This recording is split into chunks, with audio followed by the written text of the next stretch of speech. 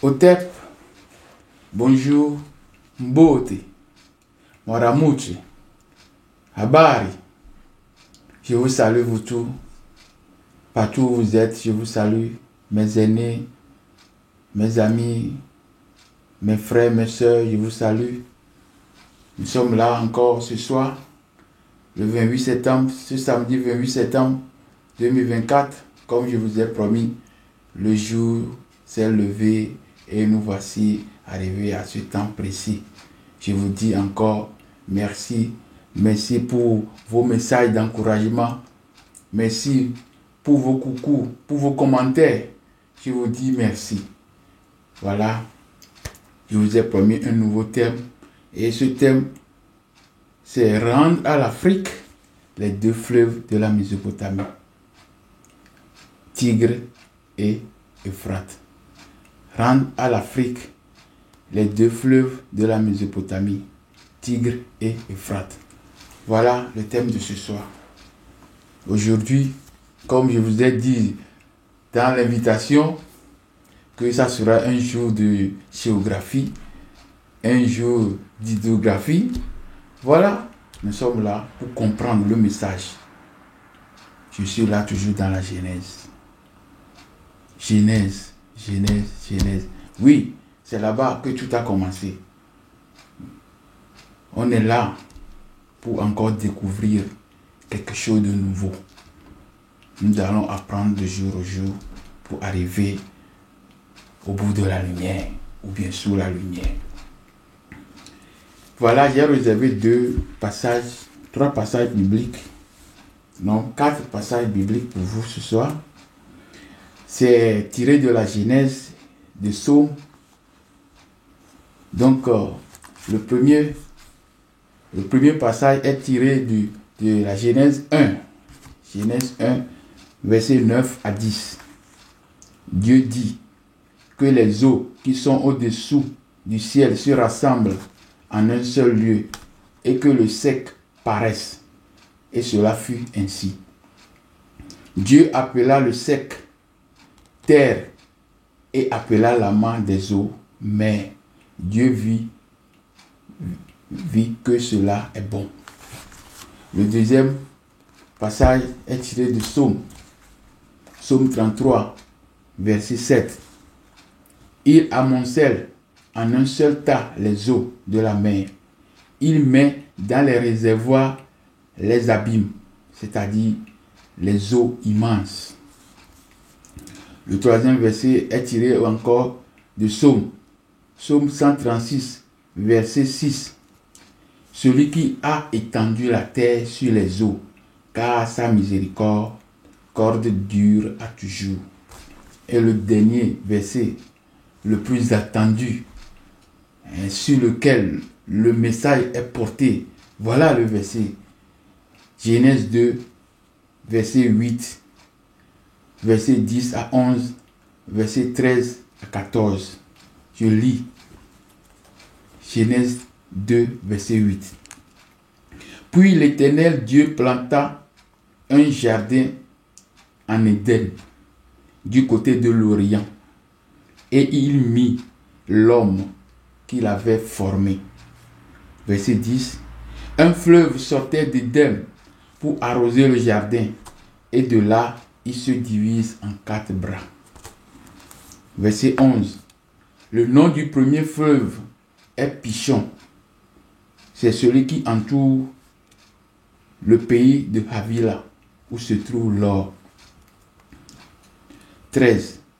Le nom du second fleuve est Gihon, celui qui entoure le pays de Couche.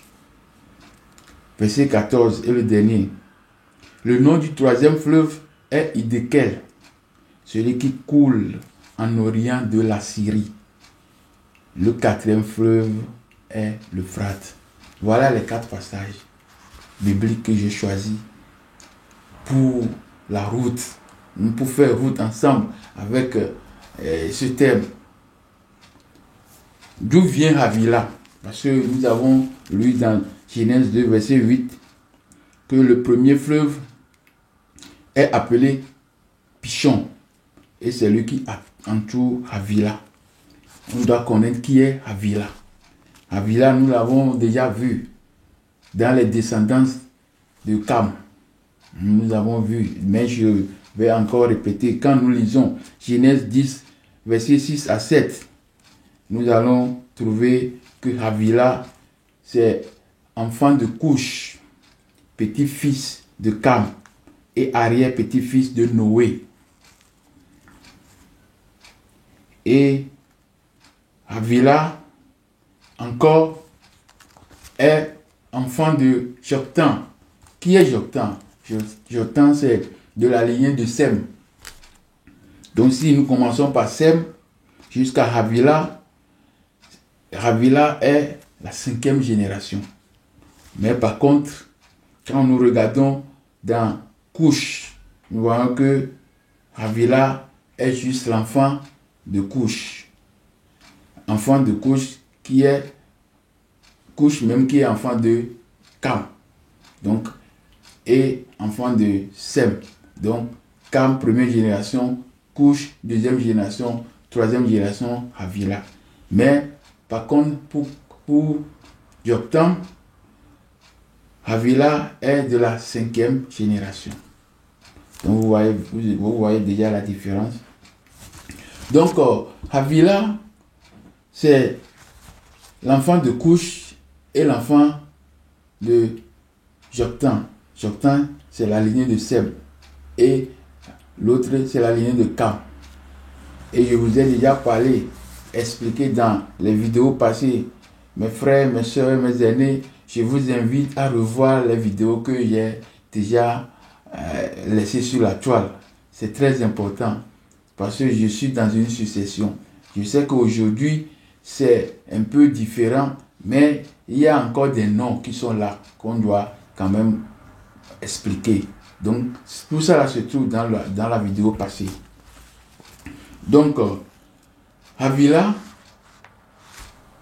il y a 2 Havila, mais il y a un qui est de la 3e génération et il y a un qui est de la 5e génération. Et je vous ai déjà parlé de certains, de là où les enfants de Sem ont habité. Les enfants de Sem ont habité en Arabie Saoudite jusqu'à Irak. Et tous ces endroits, j'avais déjà dit dans Genèse 10, verset 8 à 12, que Couche, enfant de Cam, était l'autorité.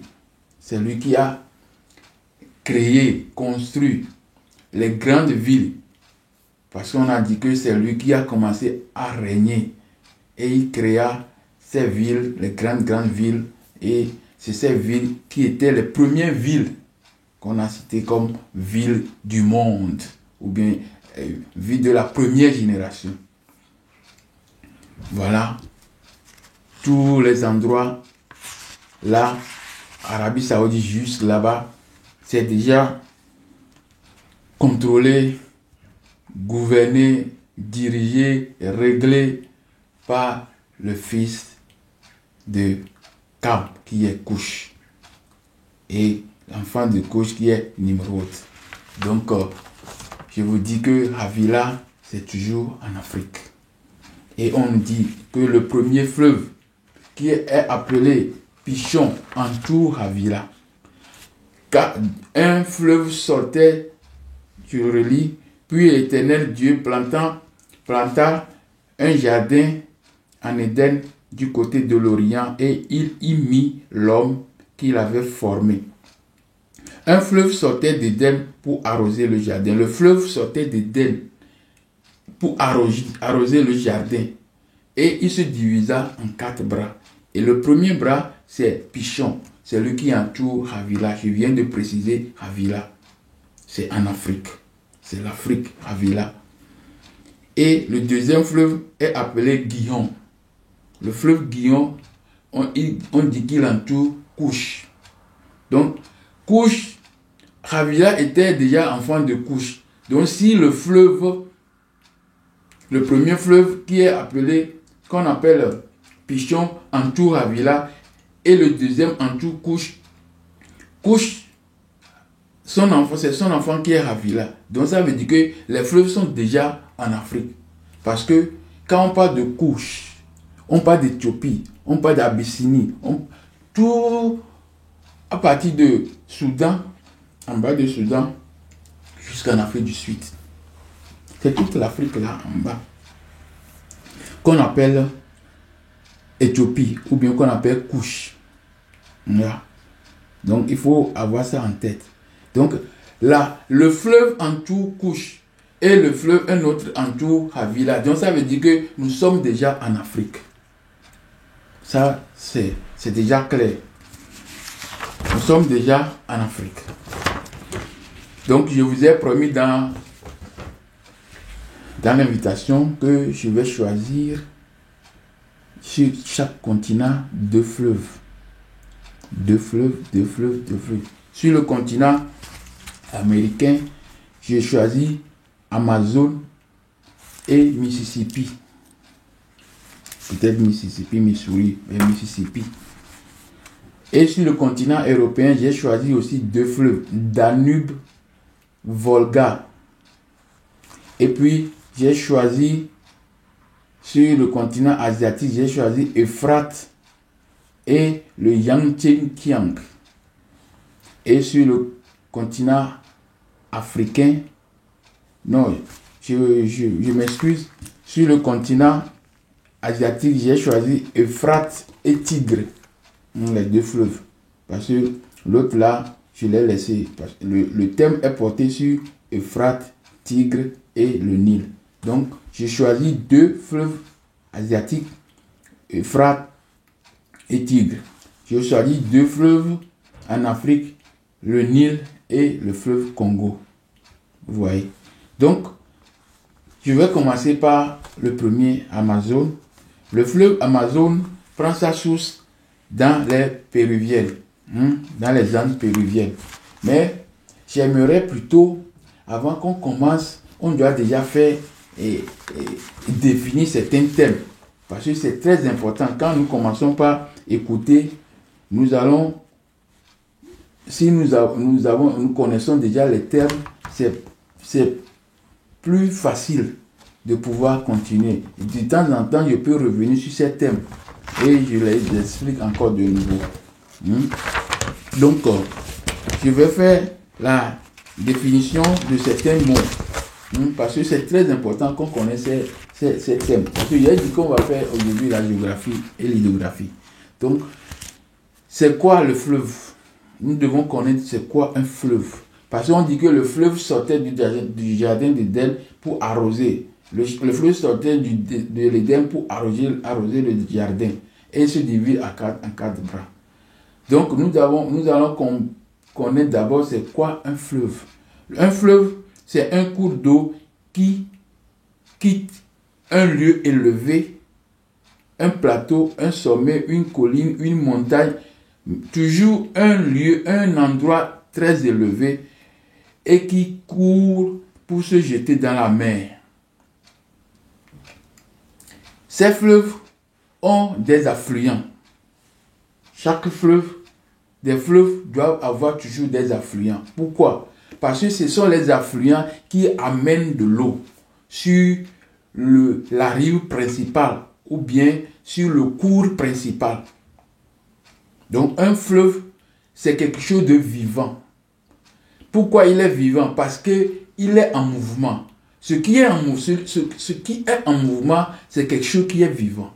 Donc le fleuve est vivant, il quitte. Pour qu'il soit vivant, il doit mouvoir, il doit courir. C'est pourquoi on dit cours d'eau. Il doit courir. Et donc courir veut dire qu'on doit avoir une force pour courir. Donc, comme l'eau, pour avoir la force, comment l'eau peut avoir la force? C'est quand l'eau est sur une pente qui peut avoir la force. Donc l'eau du fleuve doit couler d'une hauteur pour aller en bas. N'est-ce pas? Et le mot affluent, qu'on dit qui amène l'eau sur la rive ou bien sur le cours principal,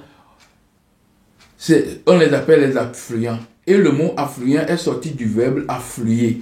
Donc quand on parle de affluer, par exemple, il y a une manifestation et on voit que les manifestants affluent, convergent vers le centre-ville, ou bien vers la capitale, ou bien vers le palais. Donc, affluent, c'est venir en masse, se porter en grand nombre à quelque part, ou arriver en grand nombre ou en abondance à une place.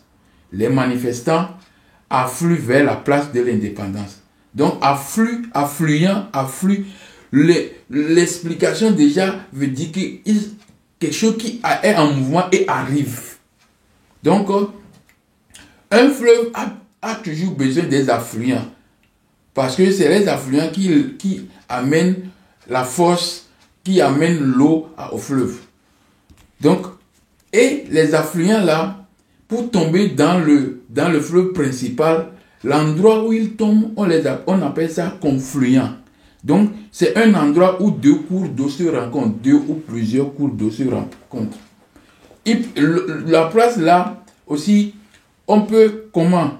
L'eau peut aussi tomber dans un vase, ou bien dans un bassin, ou bien dans un lac.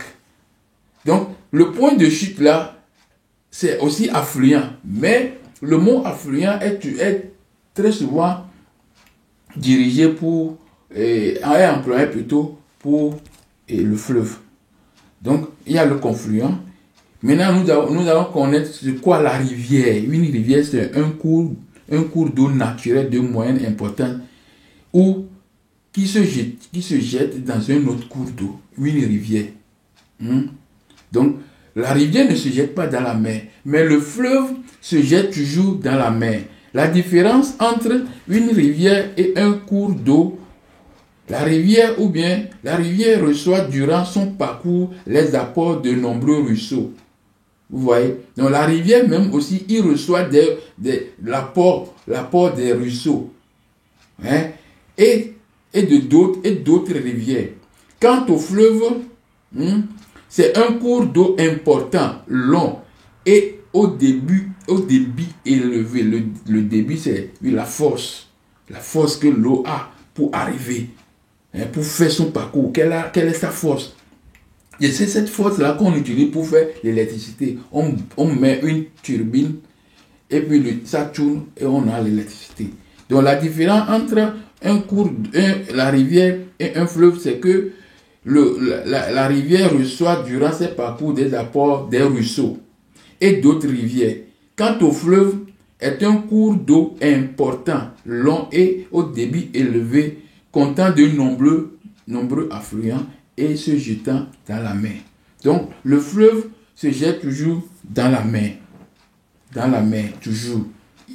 Un fleuve, son itinéraire, c'est il quitte le sommet élevé, la montagne, pour arriver à la mer. Et le ruisseau, parce qu'on nous dit que les rivières aussi reçoivent de l'eau des ruisseaux. Ce sont des petits cours d'eau, peu profonds, de faible largeur et longueur, alimentés par des sources naturelles. C'est-à-dire, il y a des fonds, parce que ces ruisseaux, ce sont des fissures ou bien des chemins dans les montagnes, sur les montagnes comme ça, ou bien dans les montagnes. Donc, comme soit c'est direct, ou bien il y a une pente, alors ces ruisseaux coulent. Et d'où viennent ces ruisseaux? Ça vient des fontes de glace. Parce que sur la montagne, il y a toujours des glaces. Là-bas, la neige tombe, le froid, la neige, l'eau qui est là-bas solidifie. Il y a aussi la pluie qui tombe, la précipitation. Tout ça là, c'est ça qui donne qui crée les ruisseaux. Et ces ruisseaux, comment ça se forme? En hauteur ou bien dans la montagne, les glaciers et la neige qui recouvre les sommets fondent au soleil sous la chaleur. L'eau de la fonte et des neiges, des glaciers et de l'eau de pluie dévale la pente. Donc ça veut dire qu'il y a une pente toujours. Il y a une hauteur. Donc c'est cette hauteur-là qui permet que l'eau coule. L'eau doit couler, toujours. Et donc l'eau coule et forme une multitude de ruisseaux. Et ces ruisseaux arrivent où? Arrivent dans la rivière. Vous voyez? Donc, arrive dans la rivière. je vais définir aussi cours. Cours, écoulement continu. Quand on dit cours d'eau, hein, cours d'eau, c'est qu'il y a une course continue, répétitive. Ça ne s'arrête pas.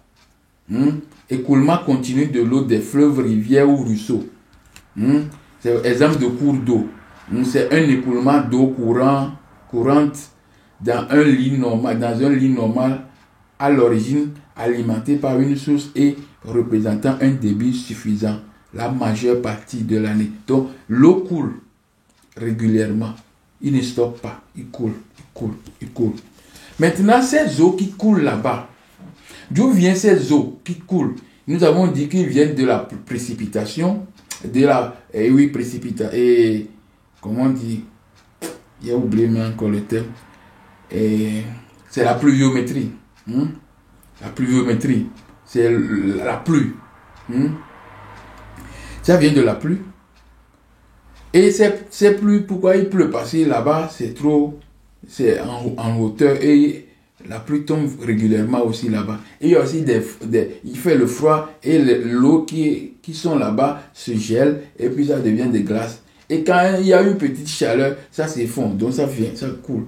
Donc maintenant, tous ces eaux qui coulent, c'est eux qui arrivent soit dans la mer, soit plutôt pas dans la mer, dans la rivière, ou bien ça arrive aussi dans un lac. Donc les chemins parcourus par ces eaux en ondulation ou bien ondulatoire, tous ces chemins qui trouvent, c'est ça qu'on appelle méandre, chemin capricieux, sinueux de quelque chose, labyrinthe, chemin ondulatoire, les virages multiples d'un cours d'eau ou d'une rivière. Donc c'est ça qu'on appelle méandre. Donc tous ces termes vont venir. Et nous savons maintenant aussi que l'eau qui arrive dans les montagnes, il y a la pluie et ses précipitations, j'ai oublié le terme vraiment. La pluie, c'est la pluie qui tombe de là, fait que ne sont pas on le considère comme c'est pas important. Les pluies là ne sont pas importantes. Pourquoi? Parce qu'on dit que il y a la plus importante qui fournisse de l'eau à la hauteur, on l'appelle le système là ressurger. Ça vient du verbe ressurger, renaître. Donc ce sont des eaux souterraines qui ressortent à la surface. Ce sont des eaux souterraines. Nous voyons la montagne très élevée, mais il y a des eaux dedans. Parce que j'ai lu le premier verset de la Bible, le premier verset que j'avais lu au début, il a dit que c'est Dieu qui a étendu la terre sur les eaux. C'est Dieu qui a étendu la terre sur des eaux. Dieu a fait sortir la terre de l'eau. Donc, l'eau entoure la terre, l'eau est dans la terre. Donc, dans l'invitation, j'ai parlé déjà de jet d'eau. Le fleuve, avant que le fleuve soit fleuve, il reçoit des eaux. Et ces eaux viennent de la pluie, viennent de la fonte des glaces et de résurgence. Et ces résurgences, ce sont des eaux qui ressurgissent, les eaux qui sortent de la montagne. Vous voyez? Donc, je vous ai dit que le système de fleuves, tous les fleuves du monde, le système du fleuve, c'est comme la fontaine publique. Ou bien, la fontaine publique, c'est la fontaine publique. Ou bien le château, le château d'eau. C'est la fontaine qu'on installe partout. C'est ces fontaines qu'on installe et ça jaillit l'eau et on s'amuse. Il y a certains, ils le font ça d'une manière décorative. C'est-à-dire, on cache la hauteur dans les pierres et on fait sortir l'eau en haut. Et quand on fait sortir l'eau, l'eau tombe. Et quand l'eau tombe, ça revient où? Ça revient encore dans le vase. Dans la vase. Donc, l'eau revient dans la vase toujours. C'est un réservoir, c'est un bassin qui est là, et l'eau qui jaillit du haut revient encore en bas. Mais pour que l'eau remonte, on utilise la machine. Mais le Dieu créateur, qui a mis tout système en œuvre, a créé une pompe. La terre même fait ce travail. C'est ça qu'on appelle la résurgence. Ce sont ces eaux souterraines qui sortent, qui reviennent en surface, et puis ça commence par jaillir de la montagne. Vous voyez, ça jaillit de la montagne directement. Donc, c'est très important pour savoir l'eau qui coule. L'eau, le fleuve partout sur cette terre, c'est le système de jet d'eau. Le jet d'eau que nous avons. Le système de jet d'eau, les fontaines publiques qu'on fait avec des jets. C'est ce système. Seulement, les hommes utilisent la machine, mais Dieu n'utilise pas la machine. Si je donne un exemple, quand nous sommes dans des pays en Afrique ou bien même ici en Europe, vous allez voir que à un moment donné, dans certaines saisons, vous allez voir que votre maison est sec. À un moment donné, vous voyez que la maison, pas la maison, même maison, mais peut-être les caves, tout ça là, il y a de l'eau qui vient dans les caves. L'eau vient, l'eau arrive. D'où viennent ces eaux? Donc, toujours il y a eu un mouvement d'eau dans le sous-sol.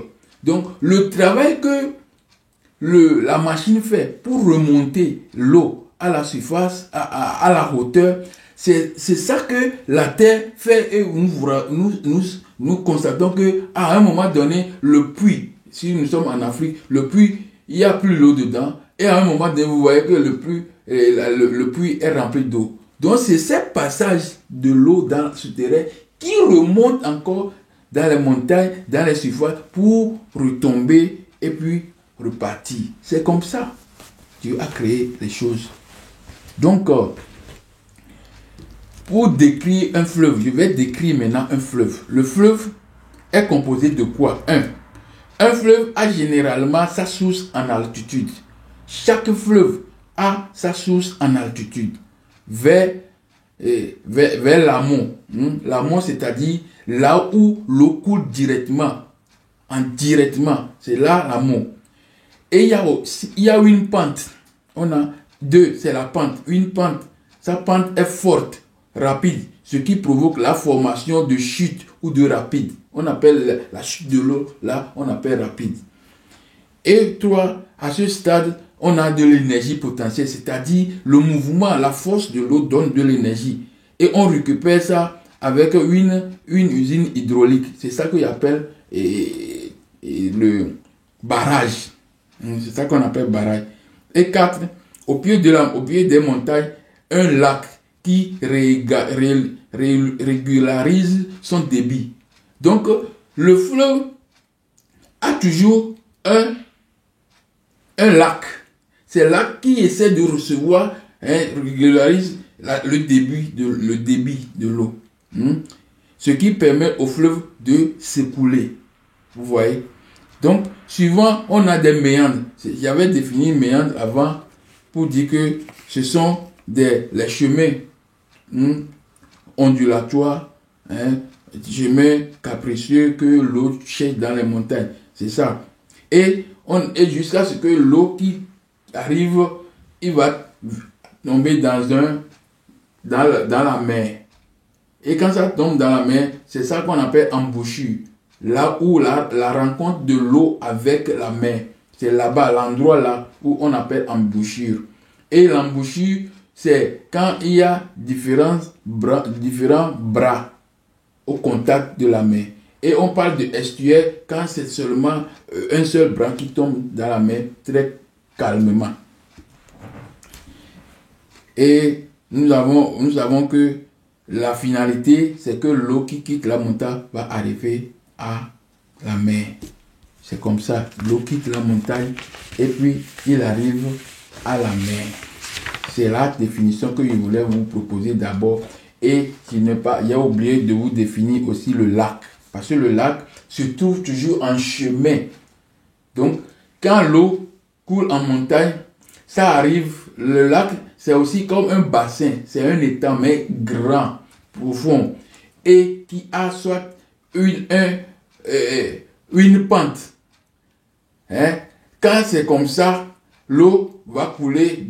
Quand c'est très plein, ça coule. Mais s'il y a déjà une pente, alors c'est comme un réservoir, bassin d'eau, bassin d'eau. Quand l'eau est pleine, ça fait comme ça, doucement. Mais quand tu penches, donc ça veut dire que l'eau va couler vite. Donc c'est ça. Donc le fleuve est en amont et en aval, au milieu, il y a toujours des lacs, il y a des rivières, tout ça là. Donc un lac, c'est une grande nappe naturelle d'eau à l'intérieur des terres. Une grande nappe d'eau stagnante, plus ou moins profonde, étendue, qui est entourée par les terres. C'est toujours entouré par les terres. Alors que l'eau qui quitte la montagne, il n'y a pas de terre. Juste ce qu'il a, quand il arrive sur la terre, aux collines, les vallées, tout ça là, il peut avoir un espace, il se pose là-bas, il prend. Donc quand c'est plein, il commence par couler. Donc c'est toujours plein. Mais il y a des temps où le vase là n'est pas plein. Ça c'est pas plein, ou bien c'est plein. Donc quand c'est plein, le coulement est vite.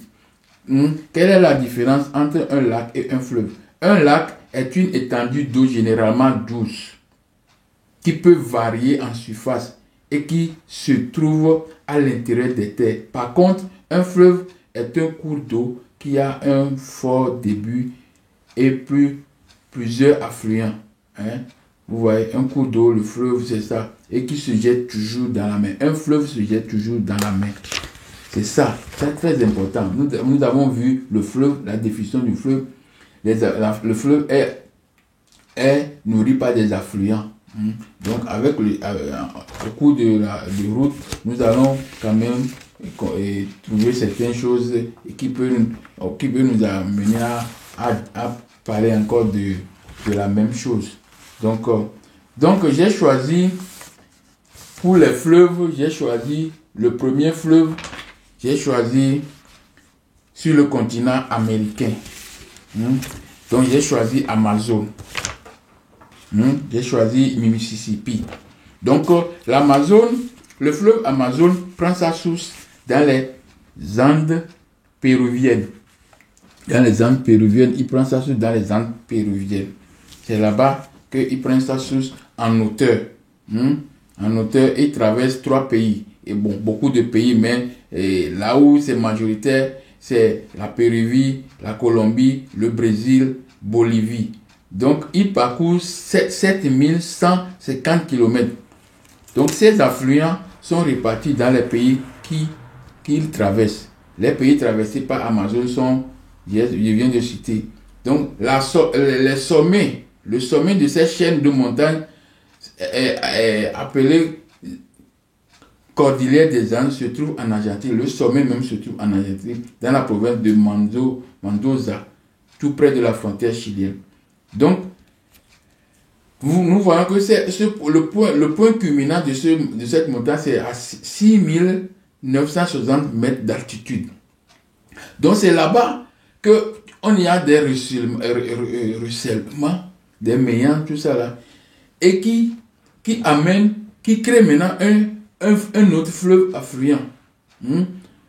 Il faut un autre affluent. Les affluents sont répartis de part et d'autre des cours. Parce que nous avons toujours le cours principal. On a toujours le cours principal qui dit que c'est Amazon. Mais cet Amazon, lui seul ne suffit pas. Il a beaucoup de branches. Donc il a beaucoup de branches. Donc c'est surtout ces branches-là qu'on appelle encore bras, comme dans la Bible, on vient de dire que le fleuve se divise en 4 bras. Donc, quand un fleuve se divise en 4 bras, ou bien quand un fleuve est fleuve parce qu'il a des affluents, ces affluents sont appelés bras. Et pour l'Amazone, il y a beaucoup d'affluents, plus de centaines d'affluents qui amènent l'eau. Et donc, tous ces affluents aussi ont leur origine dans les montagnes. tous ces influents ont leur origine dans les montagnes. Donc, quand je prends la montagne de Marano, la Marano, elle prend la source dans les Andes, elle prend sa source dans les Andes équatoriennes, hein, sur 5800 mètres d'altitude. Il y a des glaciers là-bas. Et ces glaciers, quand ils se fondent, il va directement, il coule, et puis il se jette dans un autre fleuve. Et le fleuve dans lequel il se jette, on l'appelle Ucayali. Aussi dans les Andes péruviennes. Vous voyez? Donc il y a une chaîne de montagnes là-bas, en Amérique. Et dans cette chaîne de montagnes, ils ne sont pas de même altitude. Mais l'eau sort toujours des hauteurs pour trouver un endroit et puis il circule. Et l'Amazone se jette toujours où? Dans l'océan Atlantique. L'Amazone, c'est un fleuve de l'Amérique du Sud qui prend sa source dans les Andes péruviennes et il traverse Colombie et arrivé en Brésil, l'altitude diminue et puis il rentre. Donc tous ces bras que je viens de citer, tous ces bras, c'est-à-dire Marano, Napo, Putumayo, ce sont des grands bras, ça, hein? Parce qu'il y en a beaucoup, mais les plus importants, Negro. Et il y en a aussi Ucayali, Urua, Puru, Madeira.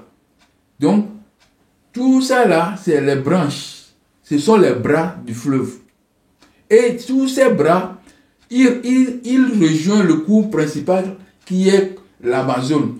Et maintenant, ils font route ensemble jusqu'à arriver dans l'océan Atlantique. Oui, dans l'océan Atlantique, au niveau de l'équateur.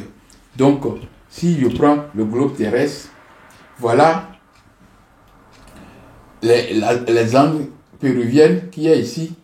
Et après, tous ces fleuves qui sortent comme ça, partout en Bolivie, sur des montagnes, Colombie, sur des montagnes, et Brésil, sur des montagnes, tout ça là vont courir, ils vont se joindre. C'est là où ils se joignent, c'est là-bas qu'on appelle confluent.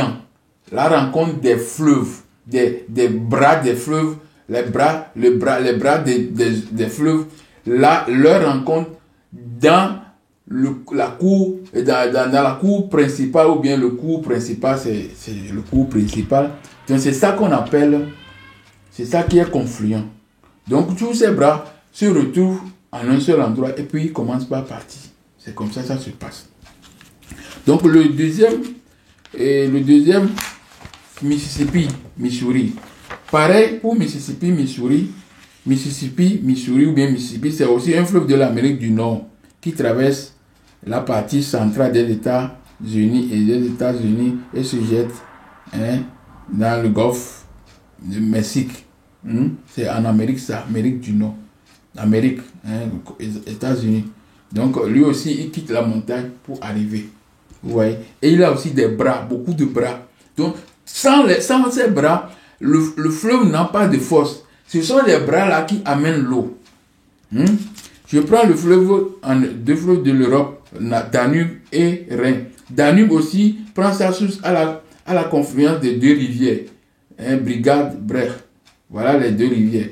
Et aussi, elles se jettent dans la mer Noire. Danube prend sa source, hein, et puis dans les montagnes, dans les forêts noires en Allemagne, et puis il se jette où? Dans la mer Noire. Donc chaque fleuve quitte et se jette dans la mer Noire. Quand nous prenons Rhin aussi, hein, il prend sa source dans les Alpes de Suisse, dans le canton de Grisons, et puis se jette où? Dans la mer du Nord. La mer du Nord, c'est en Hollande. Vous voyez? Donc le fleuve quitte la montagne pour arriver dans l'océan. Je prends Euphrate, hein, fleuve de l'Asie. Il prend sa source en Turquie, dans les montagnes arméniennes. Donc, c'est là-bas et puis quand il prend les sources dans les montagnes arméniennes, il descend, il se jette dans le golfe Persique. Voilà le golfe Persique. Le golfe Persique, se trouve en côté entre Iran, Iran, là où je peux dire Koweït, tout ça, Koweït City, mais entre Iran et Arabie Saoudite, c'est le golfe qui est là-bas, la mer qui est là-bas, comme c'est profond dedans, on l'appelle golfe. Donc c'est là-bas. Donc l'Euphrate aussi prend ses sources dans les montagnes arméniennes et puis se jette dans le golfe Persique. De même que le Tigre aussi prend sa source et se jette dans le golfe Persique. Vous voyez. Donc le Tigre là, lui aussi, il a des affluents, beaucoup d'affluents, tout comme l'Euphrate. L'Euphrate et Tigre, ils prennent la source dans un même endroit, mais sur une hauteur. Pour l'Euphrate, c'est sur le mont Ararat, donc les environs des montagnes de 5137 mètres d'altitude. Et le Tigre aussi prend sa source dans Zagros, dans la même région, mais au niveau de l'Iran, et Turquie. Donc c'est dans l'endroit là-bas. Donc il prend sa source aussi en hauteur, 4100. Mais ils ont toujours des bassins. C'est ces bassins qui régularisent. Donc entre l'amont et l'aval, on a un bassin. Le bassin, c'est le lac. Et toujours le lac. Et ces lacs sont nourris par des fleuves. Et ils sont sur un sommet élevé. Ils sont sur un sommet élevé. Toujours sur un sommet élevé. Donc, le fleuve qui sort du jardin d'Éden se divise en 4 bras. Donc, nous voyons maintenant que chaque fleuve qui sort doit sortir d'une montagne. Et il va tomber où? Dans la mer. Maintenant, quand nous arrivons pour le Nil aussi, le plus long fleuve du monde avec Amazon, est issu de la confluence du Nil bleu et du Nil blanc. Donc, le Nil aussi est Nil parce qu'il y a 2 grands affluents qui arrivent, qu'on appelle Nil bleu et Nil blanc. Donc, le Nil bleu et le Nil blanc se rencontrent à Khartoum, au Soudan. Et ils font route maintenant, une seule route pour arriver à la mer, dans le delta, embouchure. Vous voyez? Donc, il prend sa source des lacs à haute altitude, dans des vallées de rift. Donc, vous savez, en Afrique centrale, il y a un grand rift là-bas. Donc, une montagne, c'est la montagne la plus élevée, c'est Kilimandjaro, c'est à 6000 quelque chose d'altitude. Vous voyez? Donc, il y a aussi un bassin. C'est pourquoi on a dit que le Nil prend sa source où? Dans le lac Victoria. Mais le lac Victoria, j'ai déjà décrit un fleuve. Un fleuve a toujours, entre l'amont et l'aval, il a toujours un lac. Mais le lac ne veut pas dire que c'est la source du fleuve. Comme on nous a dit dans beaucoup de choses, on nous a appris que le Nil prend sa source dans le lac Victoria. Le Nil ne prend pas sa source dans le lac Victoria. Le lac Victoria, il a régularisé un débit. Et maintenant, ce débit, c'est ça que, après qu'il y a plein d'eau, il y a toujours un versant. Et quand ça verse en vitesse, c'est ça qui part maintenant, qui est devenu le Nil blanc. Alors que le Nil bleu, lui aussi, il sort de l'Éthiopie, dans les montagnes d'Éthiopie. Il est plus court, mais il amène beaucoup d'eau. C'est lui qui amène beaucoup d'eau. Il est sur une élévation beaucoup plus élevée que celui de Victoria. Victoria est sur 1100 altitude et l'autre là, il est sur 1800 altitude. Donc, la pente là-bas est très brusque. Donc, il envoie beaucoup d'eau. Beaucoup d'eau. Même dans l'Antiquité, les anciens Égyptiens, ils savent que c'est là-bas, la plupart des eaux viennent de l'Éthiopie. Et vous voyez, le grand lac. Pourquoi on appelle grand? Parce qu'il y a des lacs là-bas. Le grand lac. Donc, sur le lac aussi, qui est lac Victoria, normalement, ce n'est pas le nom. C'est le nom qu'on a baptisé. Les gens ont leur nom. Donc, le lac Victoria prend aussi des sources. Le lac Victoria, il est sur le sommet 1100. Et là où il se trouve, En haut de lui, c'est les montagnes élevées, Kilimandjaro. Beaucoup de montagnes là-bas. Donc, c'est ces montagnes qui nourrissent ce grand bassin qui est le lac Victoria. Et ce lac Victoria, maintenant, nourrit le Nil. Donc, il nourrit le Nil et l'autre nourrit. Donc, les deux fleuves, quand l'autre quitte Éthiopie, l'autre va quitter Grand Lac. Quand ils vont arriver en parallèle. Après, ils vont se joindre et ils vont se joindre au niveau de Khartoum. Maintenant, ils vont faire un chemin seulement jusqu'à ce qu'ils vont arriver dans la mer Méditerranée. C'est comme ça se passe. Donc, Dieu crée l'homme et la femme, il le met dans le jardin. Et les deux fleuves le fleuve qui sort du jardin, quand on dit que le fleuve sort du jardin et se divise en 4 bras, les bras là, ce sont des affluents. Donc, ces affluents ne sont jamais loin de la zone géographique, de la zone montagneuse qui le nourrit. Ces bassins ne sont jamais éloignés. Ces affluents ne sont jamais éloignés. Donc, les deux fleuves qui entourent, un entoure Pichon, un entoure Couche. Donc, les deux fleuves là sont déjà là. Et les deux fleuves là, c'est le Nil bleu et le Nil blanc. Et le Nil bleu, lui, il vient d'Éthiopie. Il vient d'Éthiopie. Et le Nil, l'autre vient. Donc, vous savez que là-bas, c'est la grande montagne. L'élévation de la terre est vraiment la poussée. C'est Kilimandjaro. Donc, l'eau coule. Il arrive dans le bassin et puis il sort. Donc, le bassin n'est pas normalement la source du Nil. Le bassin seulement fournit de l'eau au Nil. Mais il n'est pas la source. Parce que lui, mais la source même se trouve dans les montagnes. Encore 5000 à 6000 mètres d'altitude. Donc, si nous allons dire la source du Nil, c'est dans les montagnes au niveau de Burundi. Au niveau de Burundi. Voilà. C'est en Burundi que nous avons cette montagne. Et eux-mêmes, ils savent le nom de leur montagne. Ils savent bien le nom de leur montagne. Mais les gens qui font les études, ils disent que non, on ne connaît pas la source. Mais on connaît la source de tous les fleuves du monde. Seulement, le fleuve Nil, là, on ne connaît pas sa source. Pourquoi? Parce que quand on connaît la source, ça va déclencher ou bien ça va soulever quelque chose. Parce qu'ils ont caché. Les gens qui habitent là-bas, eux, ils connaissent leur source. Dites-leur, demandez-leur de donner le nom de leur source, de la source du fleuve. Mais on ne leur demande pas. On dit non, les choses scientifiques, on a fait les efforts, on a vu que peut-être c'est Burundi sur la... Non, c'est pas ça. Le